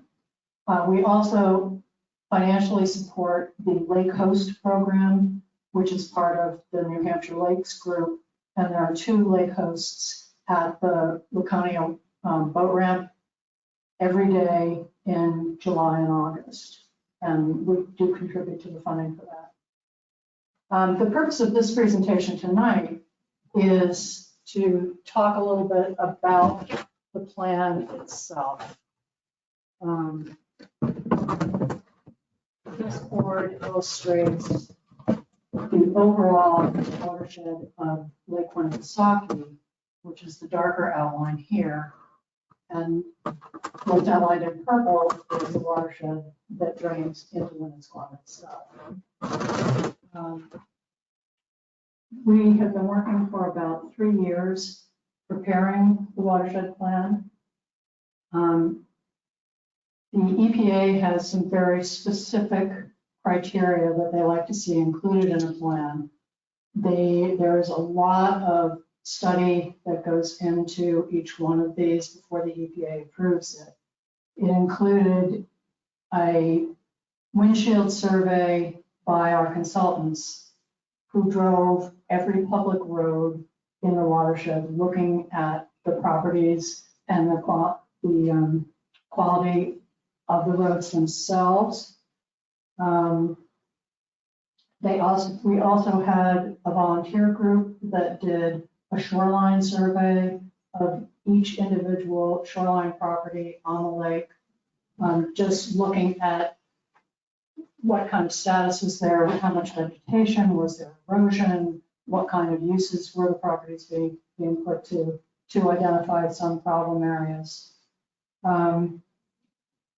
The network did get a Moose Plate grant that was part of funding for the watershed-based plan. In addition, we obtained an $80,000 grant from the EPA, who funded the consultants who did a lot of the field work and a lot of the modeling for the pollutants that are coming into the lake. What we're hoping is that the board will consider referencing the watershed-based plan in any kind of master planning that you might do, because it does provide a roadmap for possible improvements around the lake going forward, which is, one of the criteria that EPA has for these things. I do have a copy of the plan itself, and I believe I sent Leanne an electronic version of the entire plan, so that's something that you can certainly look at. Did Leanne get that, Janet? I don't know if she got it. I'm sure if she sent it, she has it electronically, and if you'd like a copy sent, I think it's mentioned for her.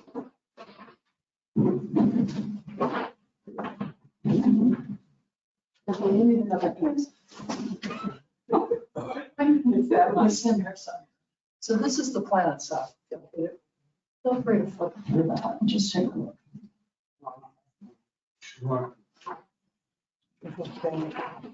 Yeah, on to the next. And this is what you sent Leanne electronically. I did, yep, the side.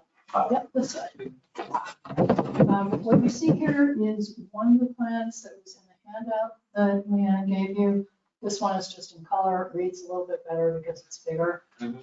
This was the base plan done by a compilation of all of the individual towns' GIS systems, identifying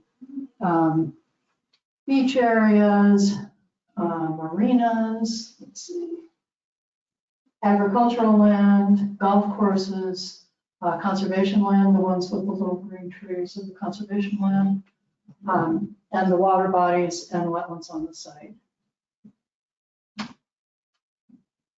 Winnisquam does have excellent water quality now, but there are some challenges. As you know, there are invasive species in the lake.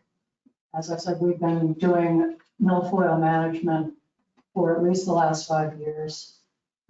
There also is a slightly elevated phosphorus content in the water, which is something that does concern the consultants and the EPA because phosphorus is one of those nutrients that does affect the water quality, affects the clarity of the water, it affects the temperature, it affects what plants can live, what animals can live in the water. So we do want to try and curtail any increase in the amount of phosphorus that's in the water now. One of the other concerns raised by the research that was done is the amount of land area in the watershed that is undeveloped now, but would be buildable should somebody decide to go ahead and develop the land. The consultants estimated that about 45% of the land in the watershed could be built out. The majority of that land is in Meredith and Sandborn. Not that much of it is in Tilton because I think there's more development in Tilton than some of the other communities. The consultants also estimated that if full build out occurred, that the increase in phosphorus overall, and I think they were looking at kind of a 50-year potential build out, but that the phosphorus could increase as much as 54%, which is quite a bit. Can I ask a question? Sure. Has any attempt been made to educate the consumer about the things they use that contribute to that phosphorus? That is one of the elements of the watershed-based plan that is falling on our shoulders is the educational component. And this meeting tonight is a little bit of that. I mean, I personally didn't know until I started paying attention to things, just exactly what I could do at home to prevent it. And I'm sure I'm not alone in being that ignorant. Well, I will say that the New Hampshire Lakes group has a lot of really great information about, especially individual property owners that are on the lake. They have something called the Lake Smart program, where if you're interested, you fill out a form online about what your property's like, how do you use it, what kind of treatment do you have adjacent to the water, and they will come out and look at your site, walk it, evaluate it, talk to you about it, and give you some recommendations. If you take the steps that are recommended, you can also get a Lake Smart certificate for your property.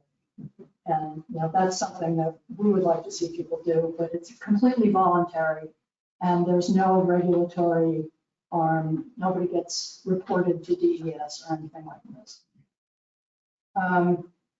So the watershed-based plan itself does make recommendations for various things. The goal would be, I think it's the backside. Hoping it's the backside, yes. So the primary goal is to reduce pollutant loading from Huber Brook, which I realize is not in Tilton, but at some point in the mid-2000s, the state identified that location as being a source of a lot of sediment and turbidity. And so Lake Winnisquam ended up on the state's list of impaired waters because of that particular project. We think it was a construction project that happened in the area, as you cross Mosquito Bridge from Tilton towards Laconia. It's on the left-hand side near a railroad spur. So it's a spot that's difficult to get to. And it wasn't clear whether it was a DOT project that was going on or what, but there was a problem with the erosion control and it resulted in a lot of sediment going into the lake. The second objective is to try and offset pollutant loading from future development. So thinking about how stormwater management would work on projects going forward. I know the planning board does have some regulatory authority over stormwater management in addition to the AOT permits and the shoreline permits. But again, thinking about trying to prevent pollution from getting into the lake in the first place. And then the third objective would be to reduce pollutant loading from existing development. And one thing that the consultants mentioned very specifically is the way that unpaved roads and paved roads with roadside ditches contribute to the amount of sediment that's going into the water. So, you know, some of the bridges and culverts have a lot of sediment in them. This is that location near Black Brook, which you can actually see from Google Earth if you take a look at it. There's a lot of sediment that comes off of Black Brook. Again, not in Tilton, but you know, it's a big sediment delta. And one of the things that the Winnisquam Watershed Organization is going to be doing over the next few months is getting in touch with individual towns, individual conservation commissions, and DPW directors to talk about ways in which they might be able to improve the way that they manage dirt roads. And I mean, I know all of you have seen the kind of scouring that gets done in roadside ditches every spring. It's removing all of the vegetation that's holding the sediment in place. Understandably, they want to make sure that the water is flowing appropriately, but if you take all of that vegetation out, that means the sediment is open to erosion every time there's a storm event. And our storm events have been getting more and more intense as time goes on. Part of the watershed plan included identification of over 100 non-point source pollution sites on the lake.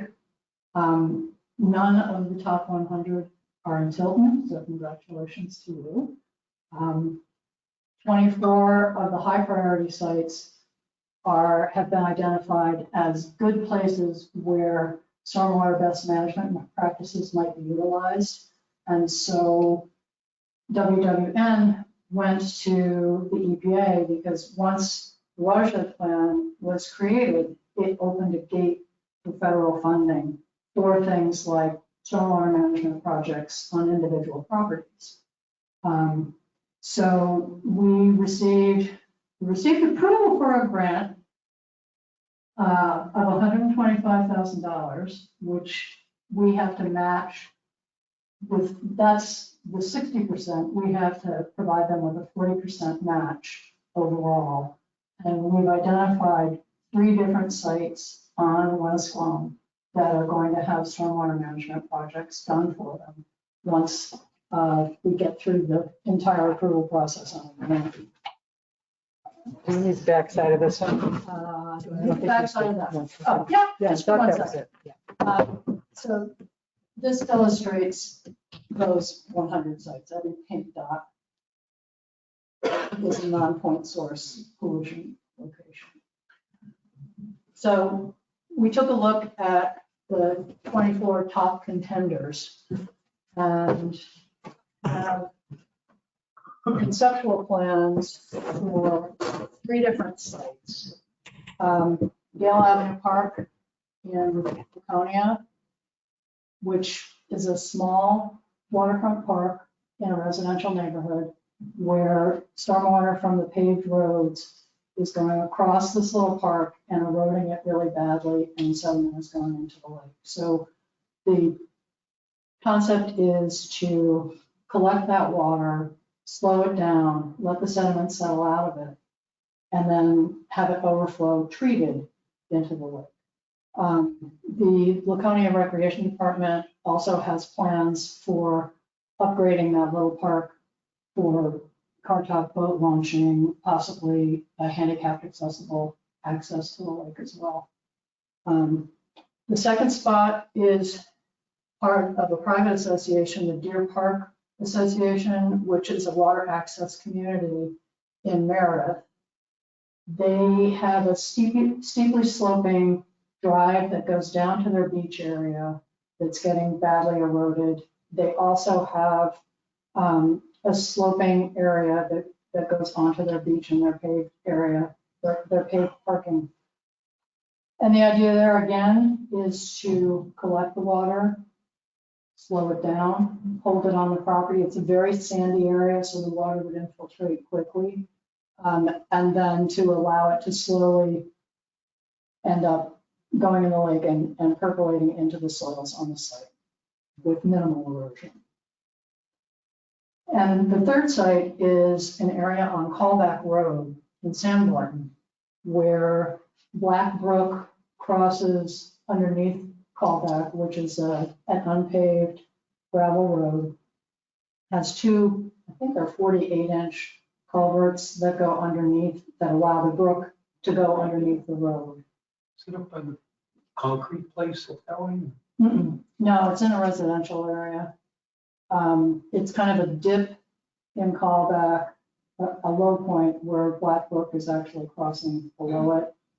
But because it's graded from both ends and there's roadside ditches on both sides, there's a lot of sediment that's going on there. So again, coming up with solutions about how those gravel roads are treated, how we could minimize the amount of sediment that's going into the lake, whether or not, the culverts need to be replaced. The project will include a consulting engineer to do detailed drawings on each one of these 3 sites. And then the grant will fund 60% of the construction. We are working with the DPW in Sanborn on the Callback site and with Laconia on the Gale Avenue site. Some of the work that will be done at Deer Park will be volunteer work, planting and so on, that will be done by the association members. So, because we do have to provide a 40% match for the grant money.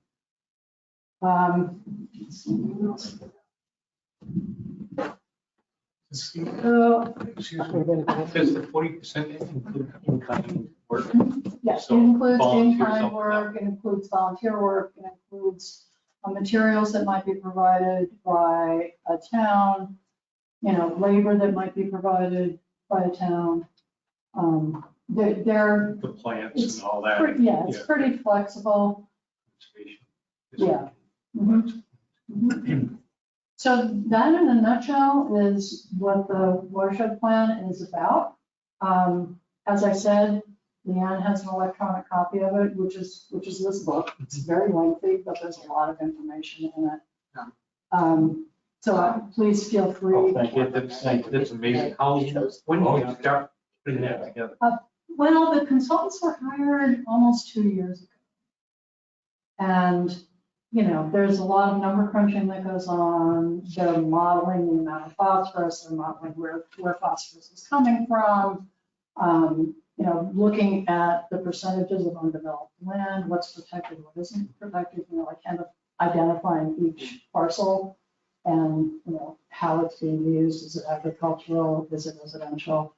There was a lot of work. Is there much problem with nitrogen at all? I know people use that, if you go out on the lake, or you drive around the lake, all of a sudden you see somebody with a beautiful lawn. Yeah. There's a little more to it than just green thumbs. Yeah. And I can see that's causing, we have plants in the lakes that are flourishing. Mm-hmm.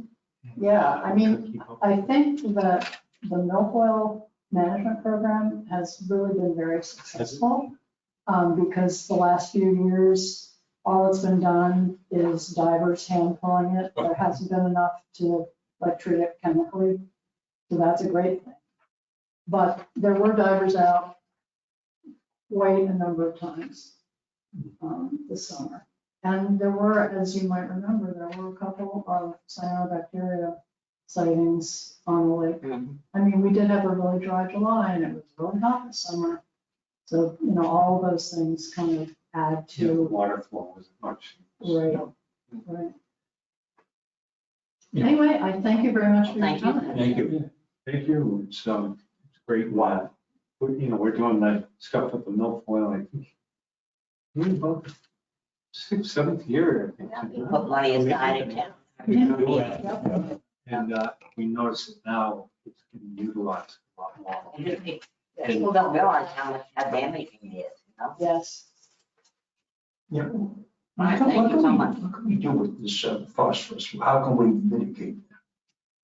Well, you might want to consider some modifications to your requirements on shoreline protection. Ask people to provide you with buffers, vegetative buffers along the edge of the lake, rather than allowing people to show lawn that goes right up to the water line. That makes a big difference because the plants will catch that stuff. Is the result of using laundry detergent have a big impact? I would say it's less than the impact of how the gravel roads are doing. Oh, okay. Yeah, I think these days it's kind of hard to find a detergent that would still have phosphorus in it because there's been so much litigation and public pressure to eliminate phosphorus from things. You got to answer one more question. I know, because I saw the maps, I've been educating myself as I go along. Does Winnipesaukee drain into Winnisquam, which drains into Silver Lake, which drains into the Winnipesaukee River? Okay. Which eventually drains into the Merrimack, which eventually drains. Right, yeah. Yes, it does. It comes through Okeechee. Right. And then into Winnisquam and then out Winnisquam. Sure. But I understand it going along, there's some runoff around Winnisquam that contributes to that too. Mm-hmm. This Black Brook that you mentioned. What happened? Oh, I put them. It's okay. No, I just wanted to show you. Yeah. Oh, thank you so much. Put them back in. You want this one, right? It's on there. I think it's here. Is this one? We had this. Is it in here? Well, I don't think it's. Is that clear? this is really the watershed. Here. So the Winnisquam watershed is actually part of the Winnipesaukee. It is part of it. Okay. But what happens is, believe it or not, most of this lake drains through Okeechee into Winnisquam and out Winnisquam. Yeah, okay. And then on. So the reason I asked the question is because you mentioned Black Brook. Okay. And Black Brook is just won an award by Trouts Unlimited. Yes. For having some of the cleanest water in the area. Well, I will say that there is a meeting tomorrow with Trout Unlimited at Black Brook to talk about some of the things that could still use improvement over there. Really? Yeah, yeah, there's been a detailed study on the brook itself. And I know that the Belknap County Conservation District has been applying for additional grant money for some actual construction on where Black Brook empties into. Being an outdoorsman, Yeah. and I appreciate brook trout need very, very clean water in order to survive. Yes. A lot of them don't survive over winter, and that which is kind of hard to deal with, but that's the way that's their lifestyle, that's the way they live. And it's very important to me that, you know, they have clean water. There's lake trout in Winnisquam, and they require very, very clean water. Yeah. So. And what our goal is to promote whatever we can. Sure. That we'll keep the water quality as good as it is going forward. I know that Trout Unlimited also did a culvert survey of, I think, all of the culverts that are part of the kind of minor watershed that Black Brook has, so all the land that drains into Black Brook. I'm not sure if they've done culverts all the way throughout the Winnisquam watershed. That's something I'm going to ask about tomorrow, but because the world of culvert design has been making strides given the volume of water that we're having in storm events now. And you probably remember Hurricane Irene, which was about 10 years ago. And in Vermont, so many culverts washed out that people were stranded in their houses because their roads were washed out. But the culverts that have been designed using the U.S. Forest Service stream crossing standards all stayed in place. So My daughter lives in Lowell, New Hampshire. In Irene, the Chula River washed out. And it washed out in several places at the same time. She was stuck for a week. Yeah. She had to head north. It was, you know, find some good. Right. She couldn't go to King at all. It was crazy. And, you know, I mean, there's no end in sight to those kind of events. Oh, thank you very much. Thank you. Thank you, Cynthia. Okay. Thanks. Thank you. Thank you for your time. I appreciate it. Oh, thank you for your. Yeah. We'll talk about it, but it's great to have you experience. Yeah. Thank you. And next time I won't ignore you when you raise your hand. Well, you have to see me, right? Well, no, I have a baby seat from my car. I should bring it in here. I do. Did I get a report? I said I used to make The fun. book. Tom, I gave it to Tom. I have it. He has it later. Yeah, it's in. All right, what other business do we have? You said you had something? Yeah, I want to make a motion that we don't have any meetings on election days. You're out. I'll second that. Yep. Any discussion? All in favor? Aye. Okay. Some of us work at the polls, so. And unfortunately, we don't have any minutes because I know. I'm gonna take a listen. I know. About Okay. it. Well, no further ado, so I entertain a motion for you. Motion to adjourn. All in favor? Aye. Aye. Thanks. I took one over to. Oh, you were? I can do. That's what I stayed. No, there's.